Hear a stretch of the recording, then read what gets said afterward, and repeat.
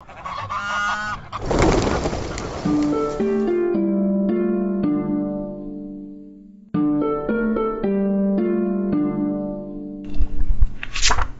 to the Mind Deck Books podcast. Today we have a special guest. Thank you for joining me. Yes. Hi everyone. Thank you for having me, Philip. We've been planning this for such a long time. I'm so excited that you're here. You joined me before on the Mind Deck Japan podcast, but today we will speak like sophisticated gentlemen about a very, very high quality book. Right. Are you feeling up for it today? Yes. Do you feel sophisticated? Yes. And I'm going to be a gentleman for sure. Okay. So before we start discussing the book, I always ask people, what kind of stuff are you into?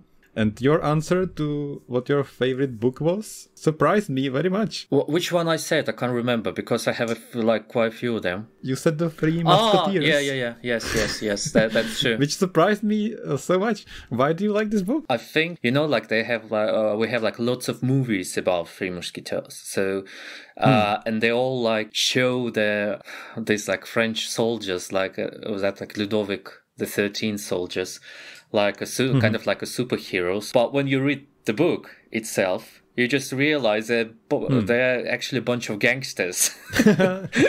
Yeah, and when you read the story, what really happened at that time, because still the book kind of makes them look better compared to the actual real history.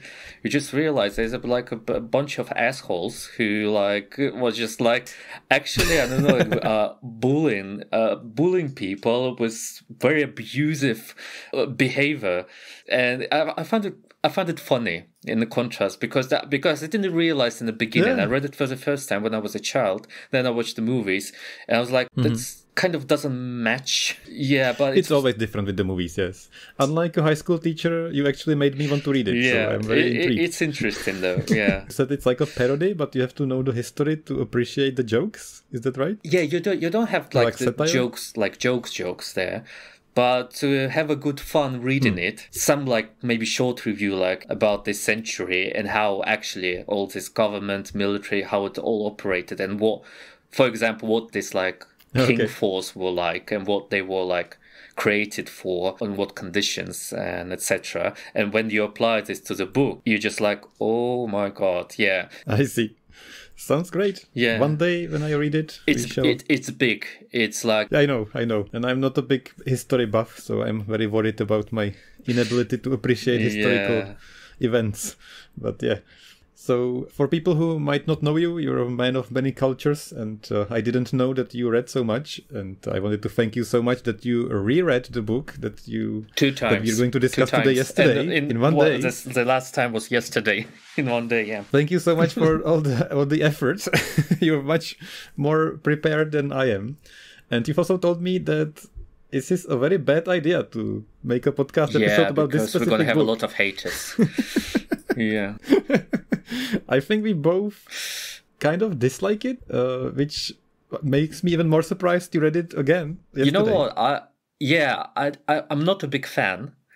I read it again yesterday, and I actually found one chapter that I really like. Okay, so on this episode, we're going to discuss Foundation, the first book of the Foundation series by Isaac Asimov.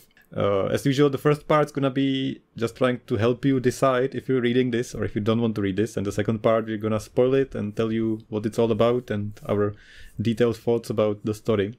So to start with, I wanted to discuss quickly the writer and also why did you read this, or how did you first come up with this idea to read this. For me, I've had this book on my reading list for years. It's one of those classics that everybody talks about, and I never read it until the TV show came out. And I was like, okay, if I'm ever gonna read it, I want to read it before the TV show spoils it. So that's why I read it. Okay, yeah, I didn't know that. I thought you read it maybe a long time ago. And no, I never read it because I never forced myself to do it. I felt like it's gonna be a classic thing that doesn't hold up for today's standards. Which spoiler it is. So how did you come to read it? Yeah, I think, when was the first time I read it? It was a long time ago. I think I was maybe 18 years old or 19 years old, something like that. So I see. Yeah, because I don't know why I didn't like it. I actually forced myself to read it because like lots of friends of mine, they were into this like sci-fi, like Star Wars, all this kind of, let's say, like subculture. And they were like, keep telling me this is kind of like a Bible of sci-fi. Yeah. And on top of that, since the guy was born in Russia and my mom's from Russia, so I felt like, okay, maybe that's going to work out somehow. So since then, if you compare it to reading it now, has your opinion changed much? Not really, besides that I loved one chapter. The only one chapter that's kind of like I was like reading and like just looking at it, and I was like, yeah, I want to finish now. The rest was like kind of, I have to finish it, review to like be able to say something on this podcast. This book is very underwhelming to me as well. Yes, I agree. Yeah. It was a bit of a struggle for me too. But especially now, like present time, from sci-fi point of view, I mean like the world, etc. For me, look kind of like outdated a little bit. Yeah, it didn't feel like that to me. Because like, just one simple, it's not a spoiler about the book, but like, for example, one thing, I was like laughing out loud because I completely forgot that the guys, like, can you imagine this, like, galactic empire, they have like spaceships, etc. Lots of like some high technology stuff, and they still smoking cigarettes. And I was like, oh yeah. What?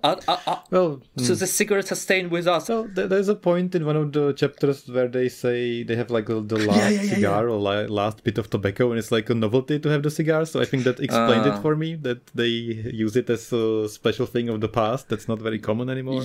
Yeah, I don't know, but I mean, like, there was a guy who was selling basically what's called like buzzsaw that cuts wood. I was like, Okay, and that impressed the guys. So the guy literally came on a spaceship, and they were like, "Oh, there's spaceships. That's fine." Oh, but this like boss, so this is incredible. I was like, "What the fuck, guys? I mean, like, this is spaceship."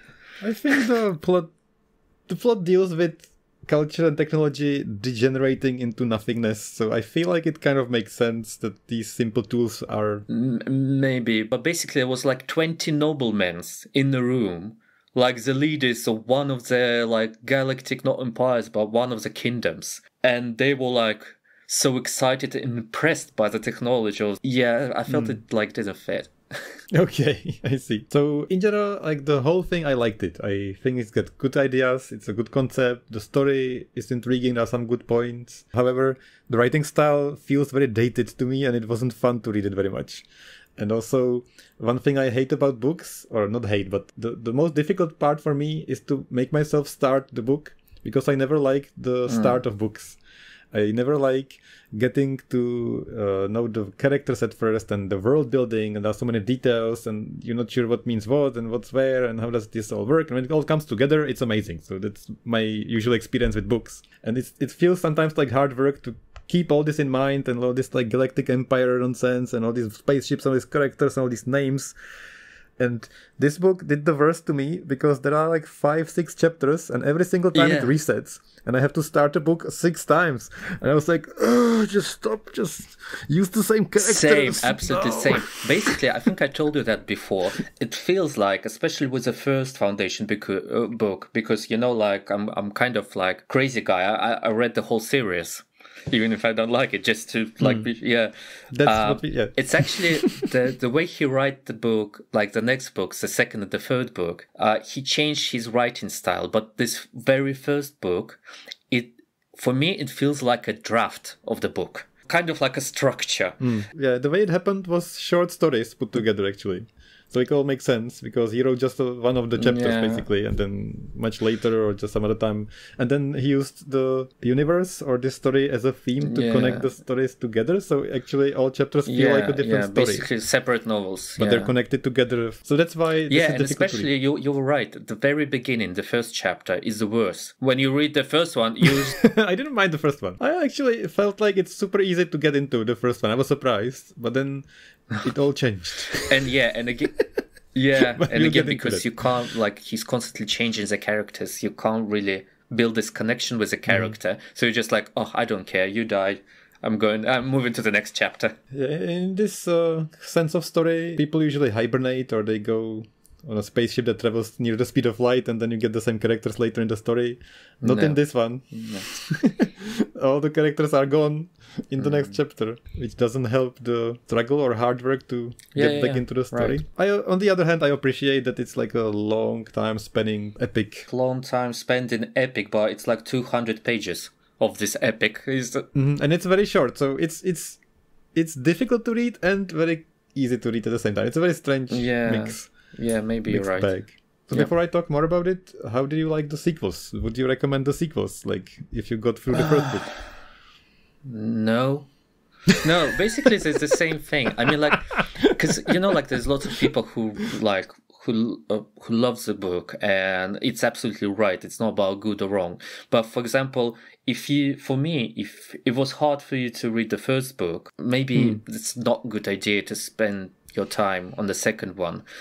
But if you like really into the origins of sci-fi subculture, etc., it's necessary because it's a foundation. Something a cheesy joke. I wish you could have seen your face. I should have been recording this on video when I asked you, would you recommend the sequels? So, yes, his face, for you listeners, a shadow came over him. He looked to the side. And he was like, no. Yeah, I was just trying to pick the right words. I knew your answer very clearly before you said anything, so I wish you could have seen your face. Yes. Unfortunately, we will have to agree on this, and this is why we probably shouldn't be recording this episode, but we don't recommend this, I guess. For like general reader, I would say, yeah. Even for sci-fi fans, which is, I think, the majority of my audience, probably, because we mostly talk about sci-fi or horror and stuff like that. It's a struggle. Like, it's a good concept, but it's a struggle. And there are many more contemporary modern books that are much more exciting. Right. At the same time, though, Isaac Asimov, he wrote this when he was in his 20s. I think the first story, that's one of the chapters, I think he wrote when he was 20 years old, which is amazing. To interrupt. Did you know that he graduated the university at 21? Yeah, I read about him a bunch, and he seems like a genius. The only thing I knew about him is that he's always rocking his glorious sideburns, because his facial hair is insane. But before he grew that, he was a genius. Hopefully also after that. He wrote more than 500 books. And he's also a professor of biochemistry, which I didn't know. Very, very clever. Very clever. Maybe we're not allowed to dislike his books. We're allowed to say whatever we want. Thank you very much. Yeah. This is why I make this podcast, because this is for normal people. Like, this is not for people who read every day. This is for people who don't have time to read and they want to pick a book. So hopefully this helps you to make up your mind. Yeah. One thing, my mom, I think her first degree was Russian language and literature. And when I told her, Mom, I'm going to do a podcast with a friend of mine about foundation. And she, being like with a university degree in literature, she was like, "Oh no, I can't read this book." She was like, "Yeah, good luck." And she actually tried it. She said like, "Okay." She was like, I want to try it one more time because you're gonna like review it, and she wanna listen to the podcast as well. She said like, "Okay, I'm gonna read it." Oh, but great! She texted me maybe like in 2-3 hours, and she said like, "Sorry, son, I'm not gonna read it. I'm gonna listen to the podcast, but I'm not gonna read the book. It's just ridiculous." That just confirms that we're correct about this book. And this podcast is not really a review. I hope that the listeners know who we are and they make up their mind based on what we think, and not just think of us as literally professional critics, which I'm by no means that. But anyway, have you read anything else by Isaac Asimov? Besides this, no. Me neither, actually. I always wanted to, and I never did, because I felt like what happened would happen. Like this happened to me many times with like books that are considered to be classics, because it's just so far removed from today that it doesn't hold up in a way I want it to hold up. It holds up in the sense of the grand sci-fi ideas, but it doesn't hold up in the way that modern books do. The only book that was ever an exception to this was Dune. Okay. which I hated reading, and then I loved it so much. So that holds up. That's the only classic book so far that I actually really think holds up really well for today. Okay. So obviously, Isaac Asimov is insanely popular, so we should give him more than like one chance, one book that was one of his first.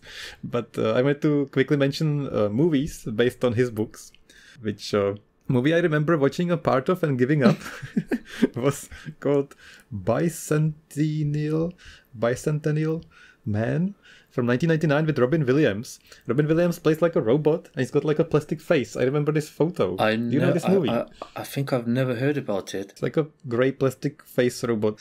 Sounds exciting.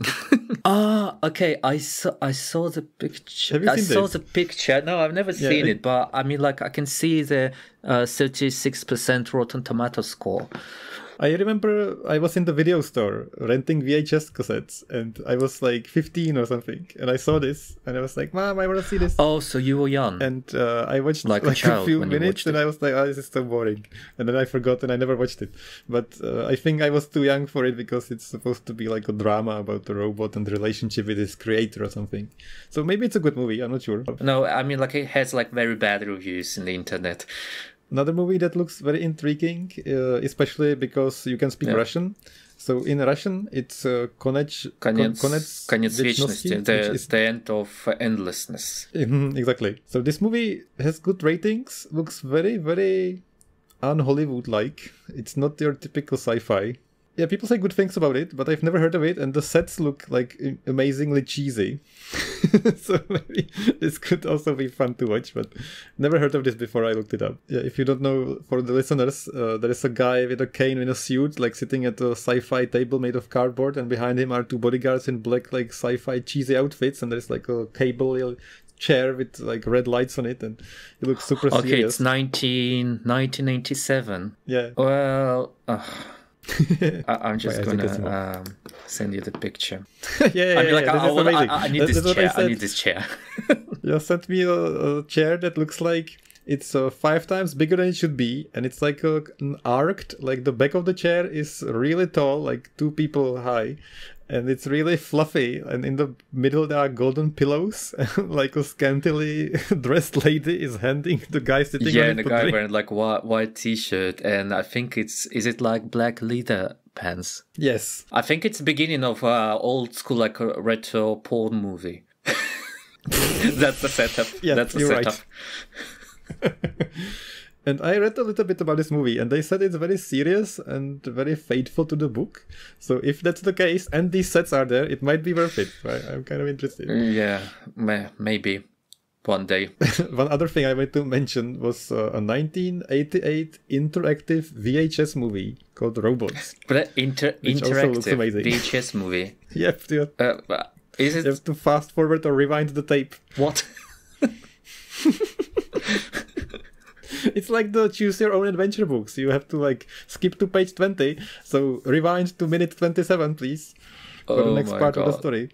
I've never heard about this, like interactive VHS. Me neither, but I want to see this from all of these. This looks amazing. I don't think we can actually get this. Like I was looking at, like if you wanted to download this somewhere, I don't think it's anywhere to be found other than buy it on a VHS or something. Well, so the only movie, unfortunately, I've ever seen based on a book by Isaac Asimov is I, Robot with Will Smith. Is it based on Isaac Asimov? Loosely. Okay. It's not a good movie. No, I know. I saw it. So that's how much we know about Isaac Asimov. So I wanted to go through this just to show you guys that we are very much not stained by Isaac Asimov and we don't know anything about him. Constantly hating everything about Isaac Asimov. I think that's not... Yeah, you should like cut this hate speech in half.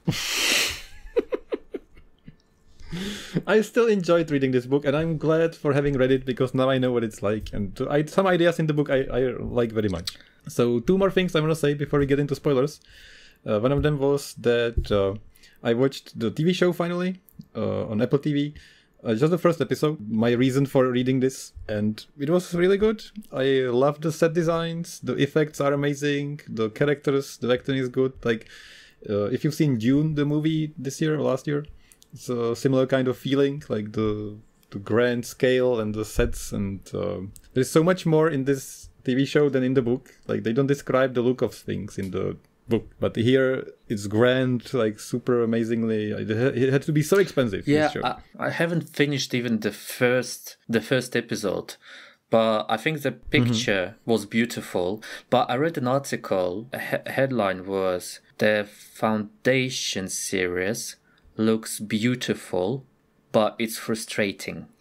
Something like that. Yes, that's exactly what I meant to say. So having said all that praise, a good friend of mine has watched all of it, and it suffers, unfortunately, exactly what you will expect from a Hollywood studio making it into a TV show that has to appeal to a mass audience. So first of all, they cram elements from multiple books into the first episode already. So they're already like taking things from other books than the first one and like jamming it in there. They had to have a giant explosion in the first episode for no reason. And Vin Diesel.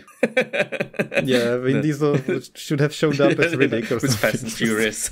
So still the scene with the exploding stuff wasn't bad, but then it strays away from the books, which makes no sense, because the first like half of the show, the season has just 10 episodes, and as far as I know, the first 5 episodes are kind of faithful to the book, but then they stray away and they make up their own stories with their own characters and their own sidelines. Why do you need to do that when you have like 7 books of this amazing series?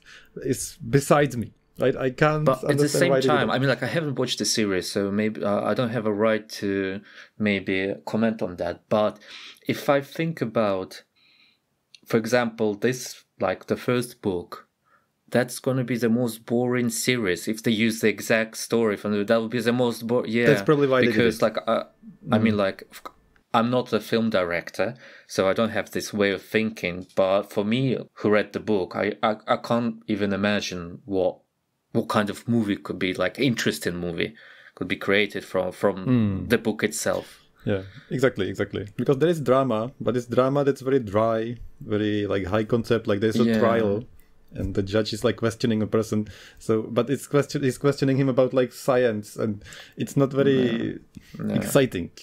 It's just they need some excitement in the show. Yeah, you're right. So they did that by injecting in it a bunch of explosions, sex, like relationship drama and all that crap. So my friend was very upset about this, and he said that it devolves into just drivel and just having sex on screen, which makes me very anxious about watching it, because I really liked the first episode, and now I know it's gonna like go away from that. I read that actually at the first 3 episodes are very boring, and after 3rd episode it's getting better. Oh yeah, so that's when I'm gonna start to hate it. Yeah, I don't know who to believe, but I don't think I'm gonna watch it. I'm gonna watch it. I like sci-fi shows. Maybe I'll let you know sometime when I finish it. Okay. So that brings me to the last point that I want to mention, and that's the characters. And like when I was reading this, I read it after having read the 3-Body Problem and the Remembrance of Earth's Past by Liu Cixin trilogy, which is like a modern Chinese sci-fi with so many ideas and so many characters and so much stuff happens. So it's not very fair to compare these books, but they're very similar in the sense of non-existent characters that don't have any character. Like a character without a character. The characters, they are not characters. The people in the story are there to serve a purpose or show a point of view or do an action that's necessary to move the plot forward. They're not talking about their feelings or their like beliefs or their like struggles. They're not people in these books. And so that's another critique, unfortunately, which is one of the reasons why the book is not so compelling, because there isn't any character you can like root for. There isn't any character you love. There isn't any character that's like a good villain or something. Not that I want a villain in a book, but I just mean we need more evil. It's just yeah, you're right. There's no like, you read in every single novel, and you know from the very beginning that these characters are not gonna last, and so you can't feel there's no evil, no good people. It's just like, yeah, it's just like maybe all about the setting itself. I think it just might be that we have been ruined by Hollywood. Because by all this, I don't mean it's bad. It's just real. It's like not like real. It's like the characters are doing normal rational decisions based on the setting, and there isn't anything to hook you in based on their like conviction, revenge, belief. I'm doing this to... Yeah. There's just one storyline and they're trying to do that, and there is no... It's just maybe too normal, I think. Which is not... You're right, it's not bad, but we kind of like... we used to all this like you said, like Hollywood, which makes perfect sense because this was written, the first story, I have a note here, he was 22 years old and he wrote it in 1942. Yeah 1942. So that's crazy. So for that time it's amazing, like, of course. And I want to end this non-spoiler section with saying the concept is great, the grand hard sci-fi ideas, if you're in there for that, I enjoyed it very much. It's not that long, so you can get through it. Yeah, that's you can get through it. That's the key thing here. Like, you will find good things, you can get through it. You might not enjoy it that much. That's I what I want to say. I do believe you have to read this book in one day. Like, swallow a pill. Kind of like, and that's it. Because if you will try to prolongate it, you will just like won't be able to do it. It's like chewing the pill without swallowing it, and like have this like bitter taste in your mouth. So it just has to be like super fast, quick, done. 7 hours. Okay, let's move on. That's funny. Okay. Yeah, so I think that's all about non-spoiler wise. So if you've decided to read this, please stop listening now, hit the pause button, come back when you've read it. If you have decided you're not reading this and you're interested in what this is all about, let's spoil this. Let's get into spoilers. And what we're gonna do, I'm gonna do like a summary of what happened, and then we're gonna talk about like what we like, didn't like, some comments. I don't wanna go like too much into detail, but I am going to try my best to give you an idea of the main storyline. The story starts with the chapter called Psychohistorians, which is the whole premise of this whole series, I assume. Like one of the most important premises. So psychohistorians are people who are mathematicians, and they have their math so advanced they can simulate the like unrolling of events. While I'm saying this, Yas is reading the book. I'm just checking, so there won't be any bullshitting. I'm like, yeah, you're correct. Go on. So they have this system of predicting the future, and there's this guy called Harry Seldon, which is the only character that lasts throughout all the chapters. And he lasts throughout all the chapters only because he is a hologram or like a recording. So he predicts that the super successful, amazing galactic empire will inevitably degrade and fall, and there will be a dark age that's going to last 30,000 years. The story revolves around him trying to convince people that this will actually happen, and people being mightily upset about it. And immediately they arrest him for talking against the authorities and just spreading misinformation, and nobody believes him. So he goes through a trial and he's sentenced to... They make a decision that he wants to save humanity by preserving knowledge and making the Dark Age shorter, and nobody believes him that he can actually do it. So he's proposing to make a compendium of all human knowledge, like an Encyclopedia Galactica, to preserve all human knowledge, and when the empire just falls into nothingness, we can restore humankind and human knowledge faster. And after a lot of discussion, they allow him to do that, but on a planet that's very fittingly named Terminus. It's the most remote planet, far away from all the empires and planets and all that. Yeah, you know what? Sorry to interrupt. Are you gonna mention the guy who, like this young mathematician? Yeah, that's actually one of my questions. So the story starts with this this guy or girl. Yeah, in TV show it's a girl, but in the book it's a guy. Okay, so this man comes, so he gets a job to help Harry Seldon, this psychohistorian, with the project. About this Gal guy, I have like a big question about him, because I believe he's the most useless character in this whole book. That's exactly I have no idea. Well, and another question, like Seldon wanted the guy to join so much, and like for Seldon, this guy is somehow important because he like cares about him, helps him, and but he has like 100,000 other followers, right? Why is this guy so special? And we don't know. And after this novel's end, the guy never exists anymore. Yeah, and exactly. This happens to many characters. But this one it was like super. I mean, like super unconnected to the story. It was like, yeah, let's just put a guy because I don't want to just write the whole story, the explanation, what's going on here. It's very obvious that the audience has to be introduced to things And as this guy arrives to the Empire, to a huge city, a huge planet with like a metropolitan place. Like kind of like a center of the Empire. Exactly. So it's amazing to him, and they describe what it looks like, and he's like just amazed. So that's why he's there, to show us. Yeah, kind of that it exists. And I was like, does he come up later? Does he actually do anything? Nothing. No. And this happens to so many characters. There are always so many characters introduced, and 2 or 3 do something, and the rest of the characters that were meticulously introduced and did stuff, they never come up again, and they just disappear, which is an unfortunate side effect of having these chapters written as side stories, which I think if he planned this as a whole book, it wouldn't happen and the characters would be more intertwined. But because he wrote the stories at different times, and I think he started with like the middle one, and then he came back to like the other ones, it makes sense. It's just like a thing that happened, and we don't have time to go into the characters, so they serve their purpose. Right. And unfortunately, that's all of these chapters. So the first chapter ends with them setting up camp in quotation mark on Terminus, and also on another planet called Star's End, which is on the very other end of the Galactic Empire, also very far. And they are tolerated by the Empire to set up this Encyclopedia Galactica and preserve human knowledge, but don't interfere with our matters. Just get out. We hate you. We don't agree with you. Get out.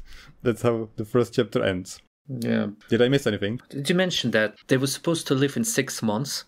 And this guy, he was like, oh my god, it's impossible to do this in 6 months. And like Sheldon was like, don't worry, I predicted it with my superhuman mathematic psychological shit. So we're actually preparing for 1.5 years or something already. But we didn't know we will be sent to this exact planet, but I predicted everything because... Power of Mars. Yeah. Which I have to say I like this part, because it wasn't too much. And he even says the power of numbers, like in quantity there is power. Like if you have so much data, we can kind of predict what's gonna happen, but we can't know the exact day, we can't know the exact planet.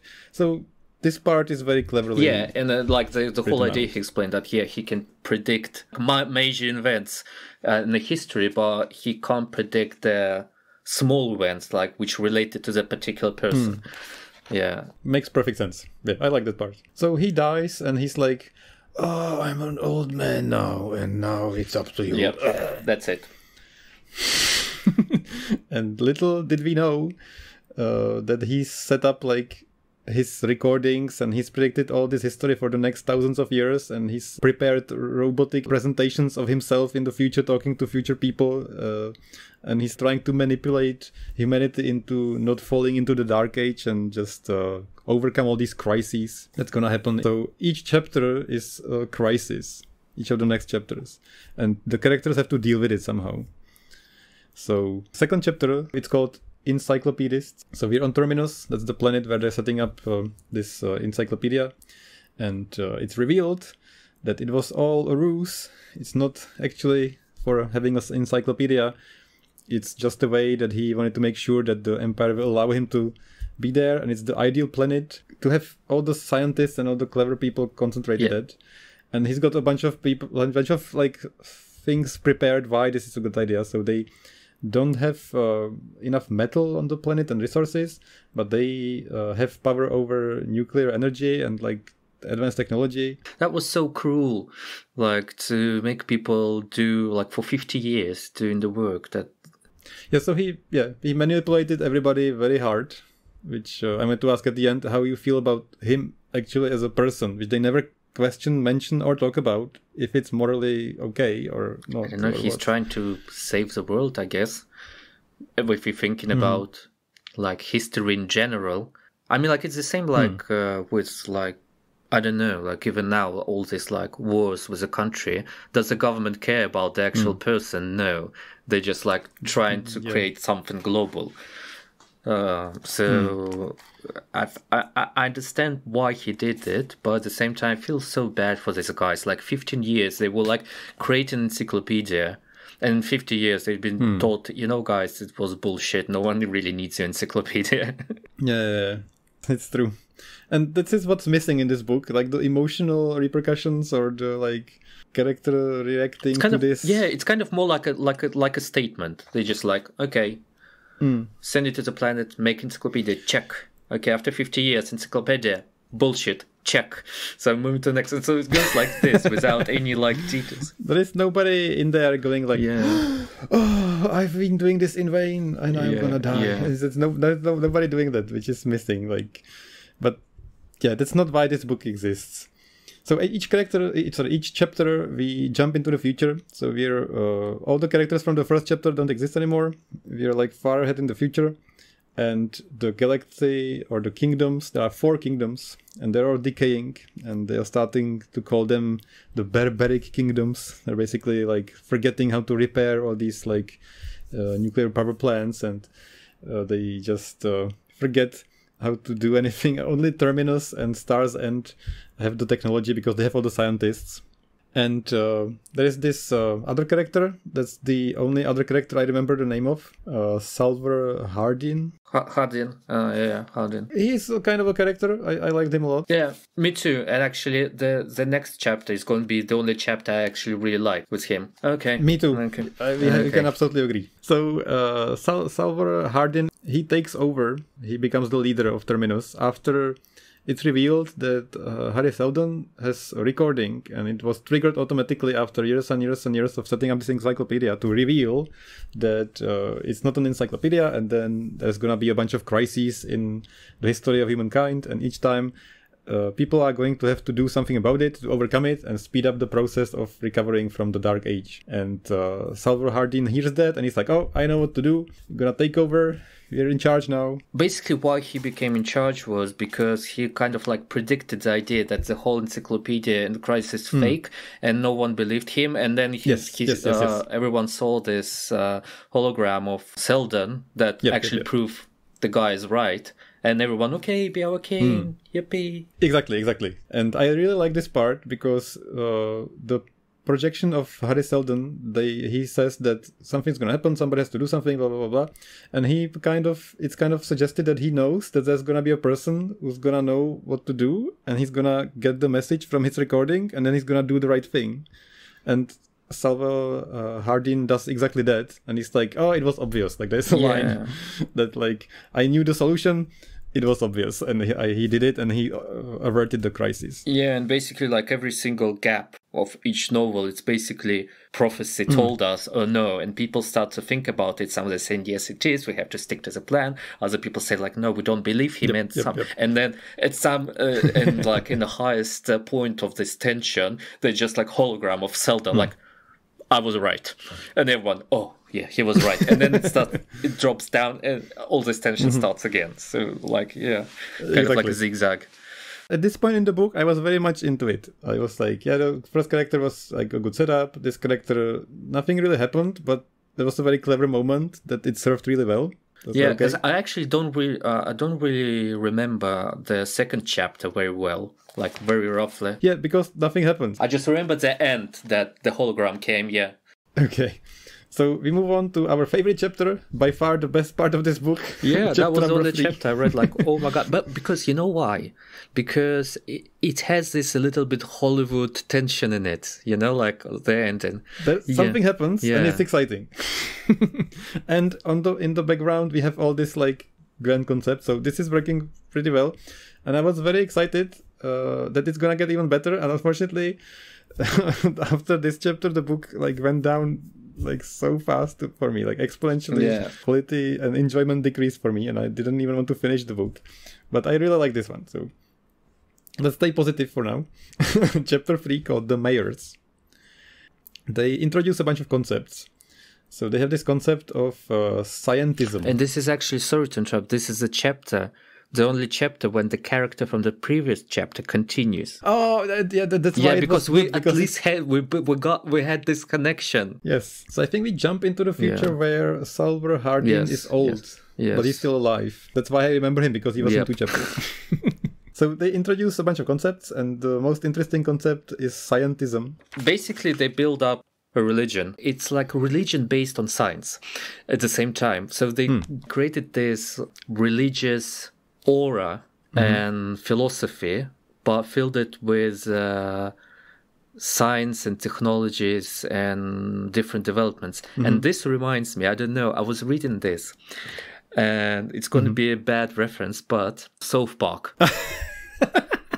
One of the characters, she married the guy and inspired, who was really crazy about science, that religion doesn't exist and it's like bullshit, inspired him and excited him to get rid of religion. And then all the setup moves to the future where there's no religion, there's only science, and they were all like kind of praying to the science. They were even saying like similar to this book. This definitely influenced a bunch of sci-fi.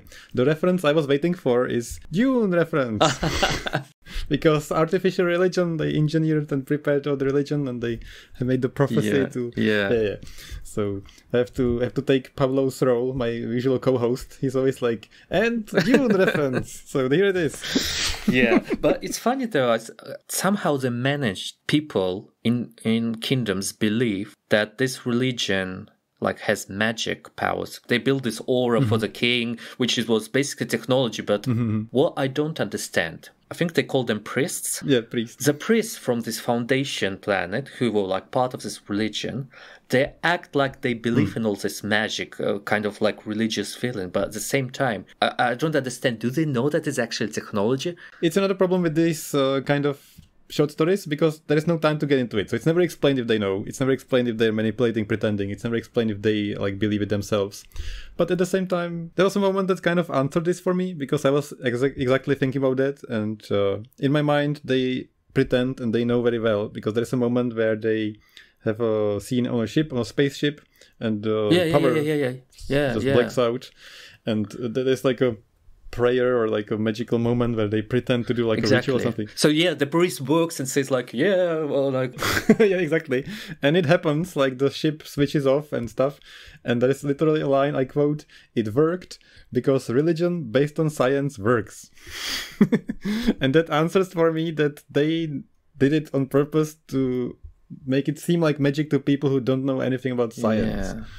Because they can remotely control the ship, of course, and they can just do whatever they want because they have the power to do that with their... That kind of makes sense. They basically faked everything. Everyone knows what they do. This scene just made me think that, okay, we don't have time to get into it, and we're supposed to assume that they know, and it's all making sense because, of course, if it didn't, then it would be nonsense. Like, of course, there's no magic in this universe, like in this hard sci-fi. So techno-priests or technical priests love it. Scientism love it.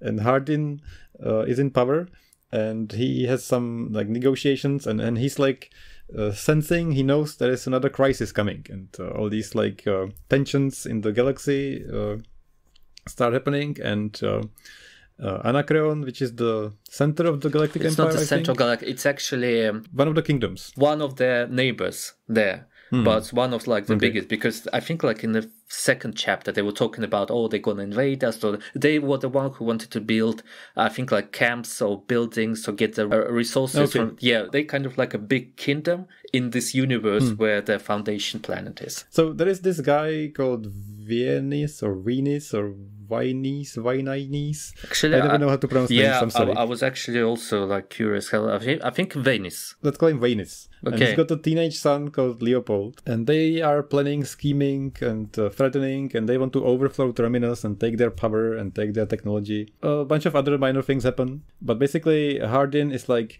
okay, I know this crisis is coming, and I've been like very rational and logical about all this, and I've been looking at the history. And so Harry Seldon, he's got it all figured out, and I am the person who is going to move history forward. So I'm gonna go up there and go to Anacreon. I'm gonna talk to this Venus, and I'm gonna show them how it's done. They won't see it coming, these bastards. It's gonna be the sickest burn.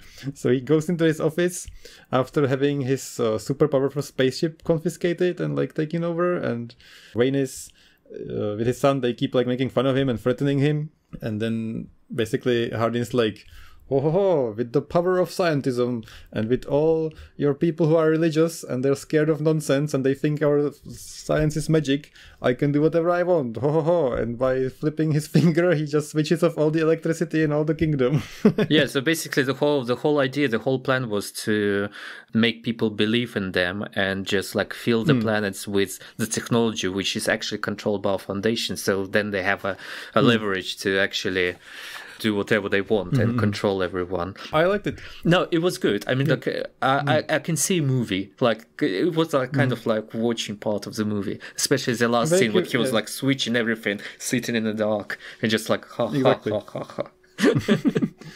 I'm very curious in watching this in the TV show. I think this is definitely gonna come up. And my speculation is that, as we did, the makers of the TV show were very underwhelmed with the last 2 chapters, and they were like, "Oh, we're just gonna make something different. Goodbye." Well, yeah, if they somehow like created this episode in a series, this novel in a series, I would definitely watch it. They would be foolish if they didn't include this part.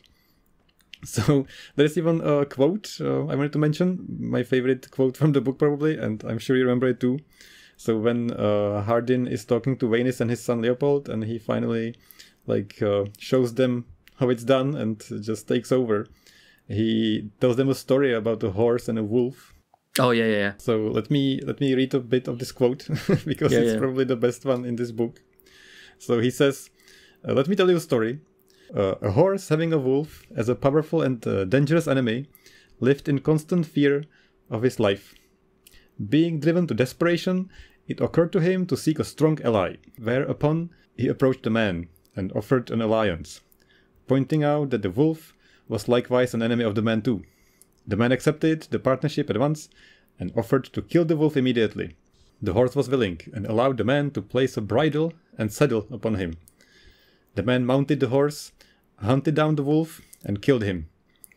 The horse, joyful and relieved, thanked the man and said, 'Now that our enemy is dead, remove the bridle and saddle and restore my freedom.' Whereupon the man laughed loudly and replied, 'Never,' and applied the spurs with a will." So basically he's telling him that he owned him hard.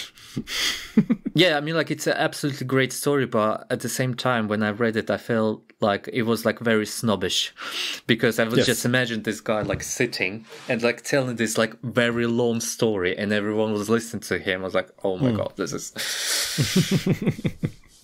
Based on the situation, it worked perfectly, even though it was a bit on the nose. I still liked it a lot. Yeah, it's a good one. So basically, Salvor Hardin averts the crisis. Anacreon, Vanis, and Leopold, they don't overthrow Terminus.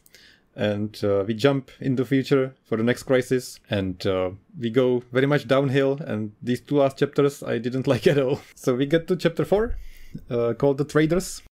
The lamest.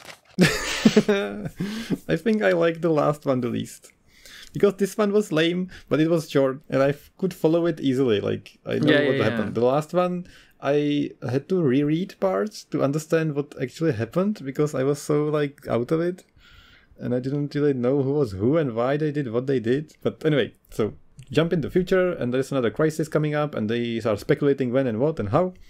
And we get into this description of traders traveling around the galaxy. And the traders are from Terminus.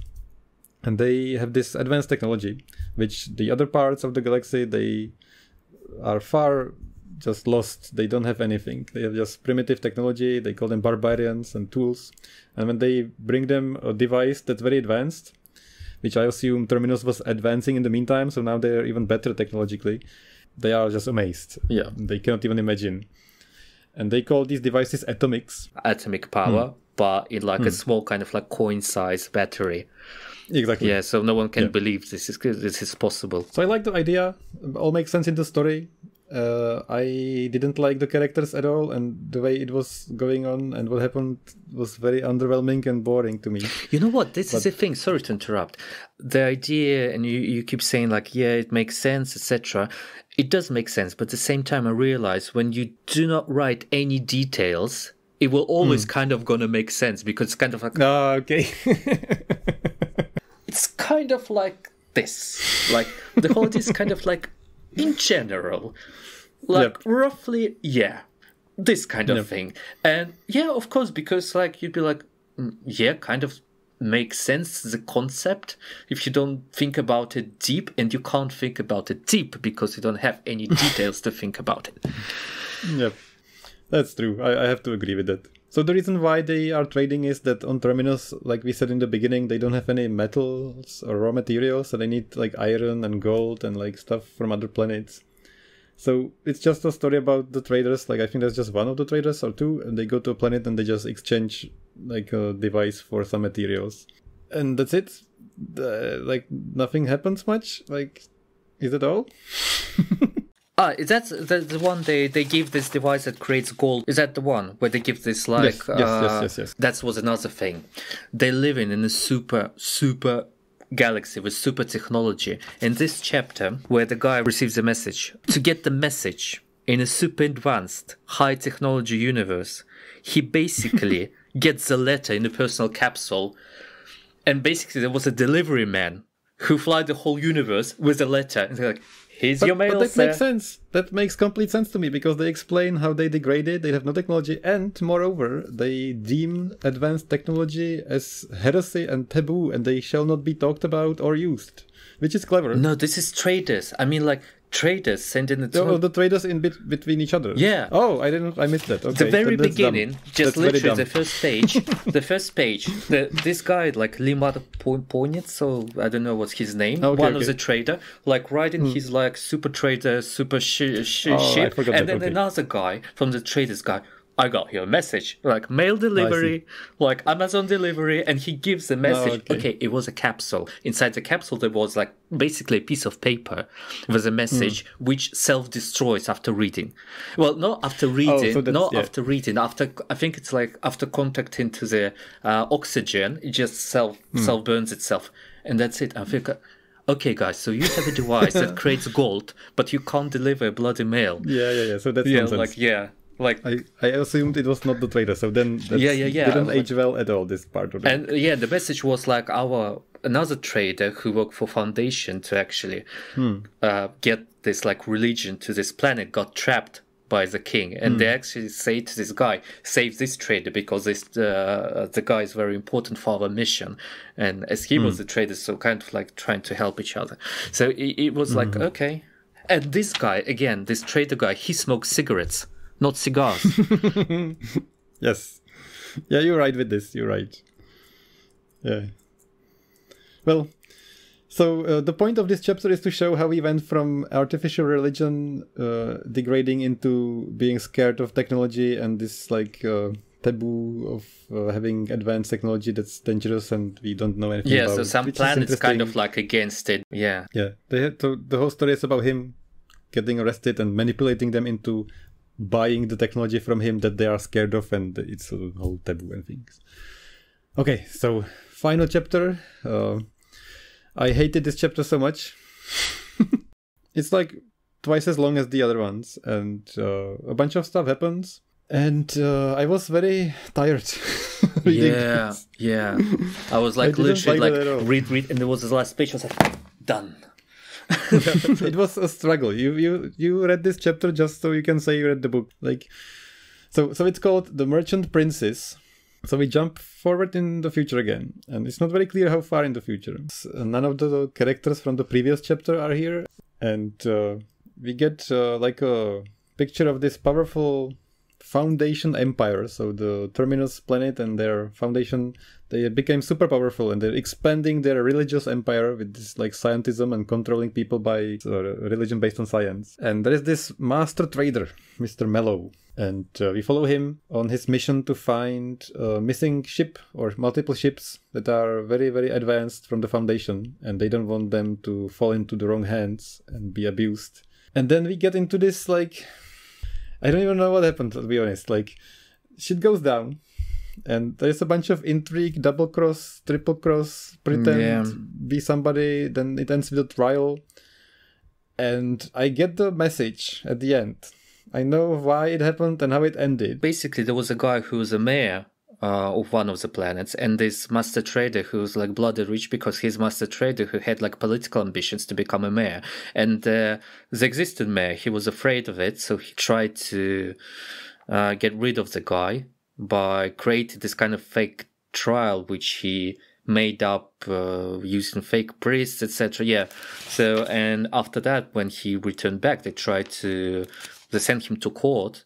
So they tried to, like, I don't know, send him to jail or whatever to get rid of him. And he did this again, like very, very snobbish speech about how he found out that it was all the plan against him. And he had this support from all the people. He becomes super popular.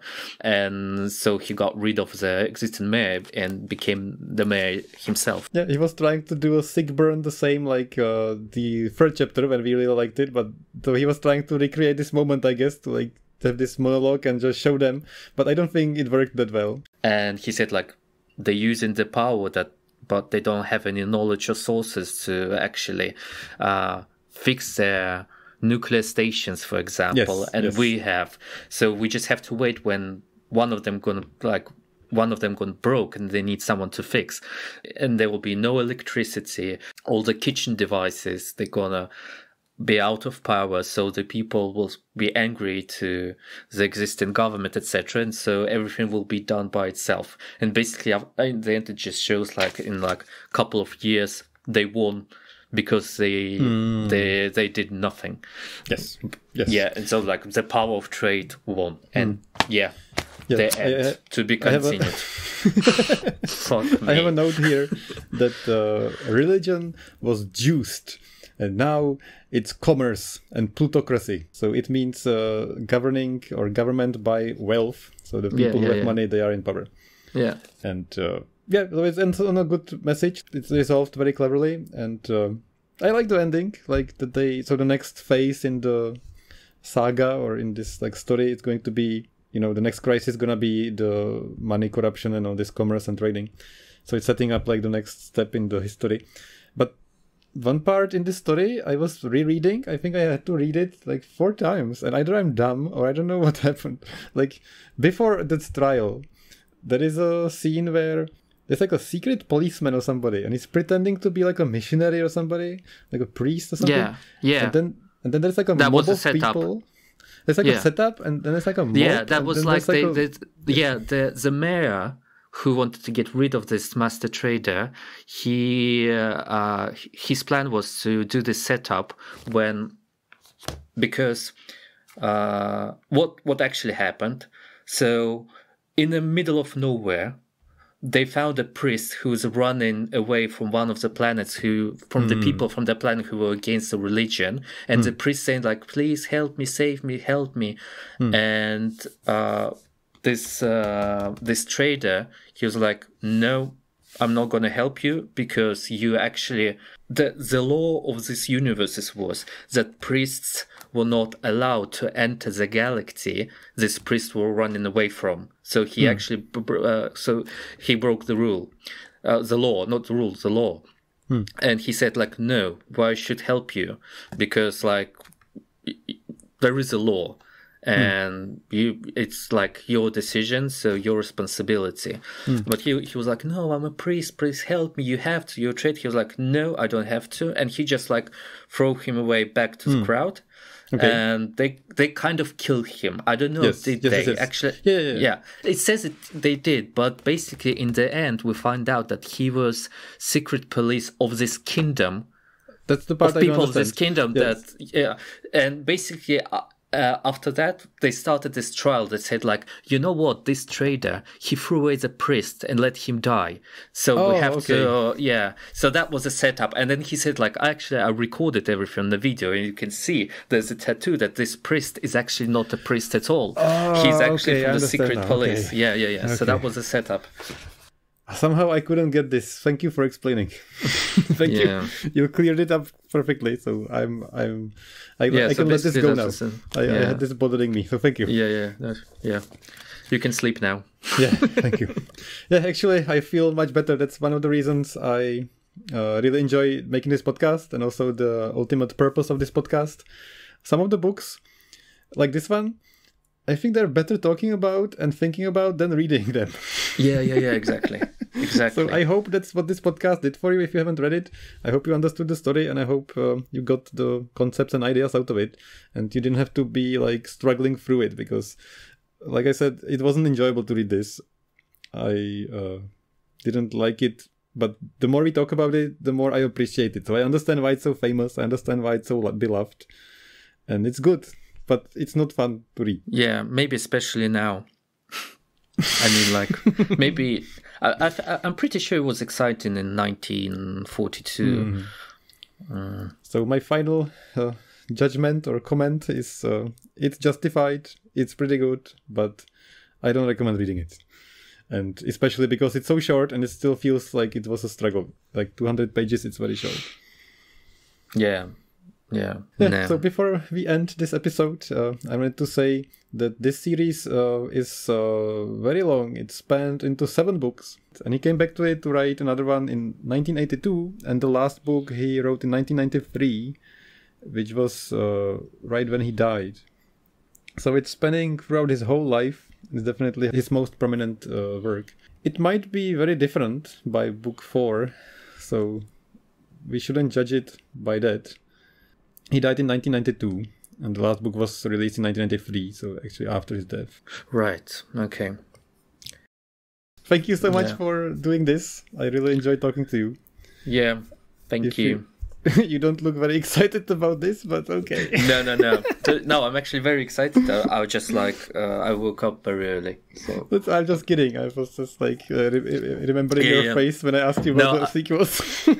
No, I kind of like feel my face without even watching how I look. I kind of like understand how it looks, so that's why. It's fine. It's just I funny. explained. Yeah, I had a lot of fun talking to you. Thanks so much. I hope to see you some other time with another book, maybe. Second one. Yeah, I always ask this on this show. Are we going to read the next book? No. Nope. If you remember it and you want to talk about it, maybe. But if no, I just no, I'm alright. Let's find maybe some horror book, something creepy and scary. Okay. Yeah. Right. So thank you for listening, and see you in the next episode. Bye.